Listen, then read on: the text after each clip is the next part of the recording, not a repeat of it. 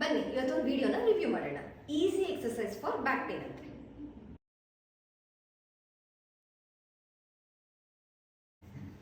ನೋಡಿದ್ರಲ್ಲ, ಈ ಎಕ್ಸರ್ಸೈಸ್ ನಾವು ಮಾಡಿದ್ರೆ ಬ್ಯಾಕ್ ಪೇನ್ ಅಲ್ಲ, ನಾವೇ ಹೋಗ್ಬಿಡ್ತೀವಿ. ಸಾರಿ, don't mind.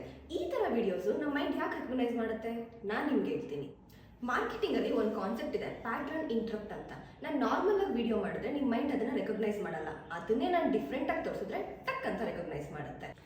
For example, mountain climbers ಮತ್ತು bicycle crunches one of the best fat loss exercises ಅಂತ ನಮಗೆ ಗೊತ್ತು. ಆದರೆ ಅದನ್ನ ನಾನು ನಿಮ್ಗೆ ತೋರಿಸಿದ್ರೆ ಮಾಡ್ತೀರಾ?